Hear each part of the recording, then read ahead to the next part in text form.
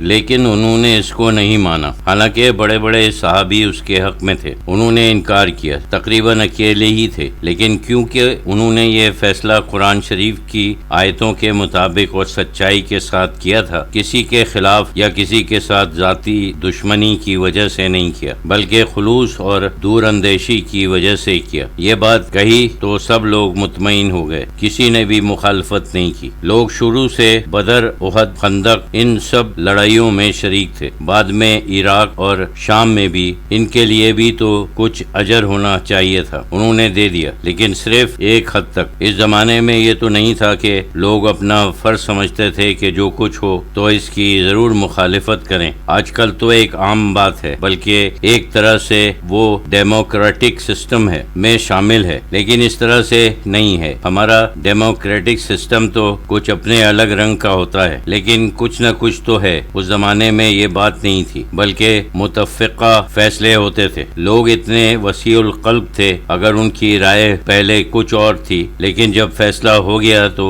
قبول کر لیتے تھے، چلو ٹھیک ہے یہی صحیح۔ وہ اتفاق کی اہمیت سمجھتے تھے۔ حضور نبی کریم صلی اللہ علیہ وسلم کے تربیت یافتہ تھے، ان کے دلوں میں اتفاق سے رہنا اور اختلاف نہ کرنے کا جذبہ تھا۔ اختلاف نہیں کرتے تھے، کوئی اختلاف نہیں نظر آتا ہے۔ جیسے میں نے کہا کہ اختلاف بعد میں شروع ہوا، جب یہ گروہ جو اصل میں اسلام کے رہنما تھے، یعنی رسول اللہ کے بعد سرداری انہوں نے کی، اور وہ اس حد تک لے کر آئے جس حد تک وہ پہنچ گئے تھے۔ تو جس وقت وہ لوگ ہٹنے لگے اور نئے نئے لوگ آنے لگے، یہ رسول کریم صلی اللہ علیہ وسلم کی صحبت اٹھائے ہوئے نہیں تھے، بلکہ جو کسی کا بیٹا تھا اور کسی کا دوست، اور پھر یہ لوگ برے بھی تھے۔ اس کے بعد تو صرف نسلی اور خاندانی اور اسی قسم کی ہزاروں باتیں تھیں۔ جب یہ گروہ ہٹنے لگا تو انتشار ہونے لگا۔ اس وقت تک انتشار نہیں تھا۔ یہ ضرور ہے کہ حضرت عمر رضی اللہ تعالیٰ عنہ، حضرت عثمان رضی اللہ تعالیٰ عنہ، حضرت علی کرم اللہ وجہ کی ذاتی اوصاف اس میں داخل ہیں، لیکن ساتھ ساتھ یہ بھی ٹھیک ہے گروہ جو ہے وہ موجود تھا، اور یہ ہر تحریک میں ہوتا ہے۔ یہاں پاکستان میں بھی یہی ہوا تھا۔ جب تک اصلی مسلم لیگ والے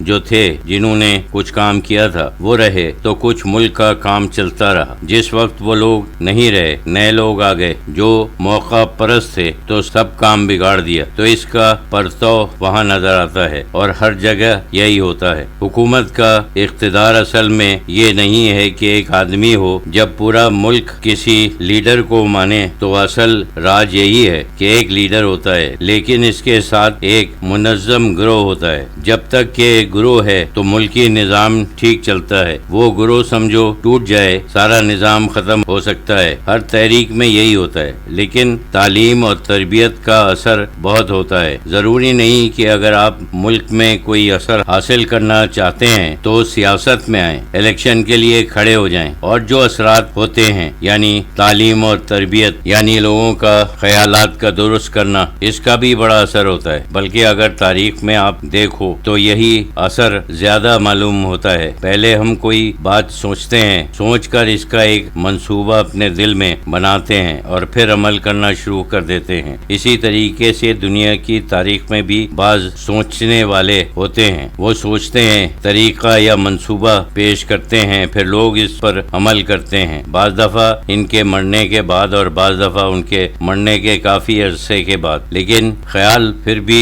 حاکم ہے۔ لیکن کہتے ہیں کہ اور جیسے فرینچ ریولوشن، اس قسم کے بعض جو لکھنے والے تھے، انہوں نے انسان کی برابری کا نظریہ پیش کیا۔ اس زمانے میں تو طبقاتی قسم کا نظام تھا، فیوڈل سسٹم، اور وہ بھی بہت سخت قسم کا، سب کچھ کاسٹ سسٹم بھی تھا۔ انہوں نے ان سب کو توڑ دیا اور انسانی برابری کا پرچار کیا۔ یہ خیالات لوگوں کے دلوں میں اس وقت پختہ ہو گئے اور وہ ایک دم کھڑے ہو گئے۔ تحریک چلی، فرینچ ریولوشن ہو گیا، اور وہ لوگ برسر اقتدار بھی آ گئے۔ سارا پچھلا جاگیرداری نظام ختم ہو گیا۔ یہ تو اختیار ہے، یہ تو کوئی مذہب کی بات نہیں ہے، صرف دنیاوی بات ہے۔ اس طریقے سے ہوتا ہے۔ اسی طرح سے کارل مارکس معمولی آدمی تھا، اس نے زندگی میں کوئی کامیابی حاصل نہیں کی، لیکن اس کے جو خیالات تھے ویسے تو بالکل غلط ہیں، شیطانی قسم کے ہیں، لیکن بعض لوگوں کے دل میں لگا دی، اور پھر اس کے مرنے کے بعد پتہ نہیں کتنے عرصے کے بعد اس کے اوپر عمل ہوا۔ حقیقت میں اسلام کی بنیاد کے اوپر کوئی سربراہی تو ہوئی نہیں تھی، اور یہ آج کل جو دعوے دار بنے ہوئے ہیں اصل میں ان کو صحیح اسلام کا تصور بھی نہیں ہے۔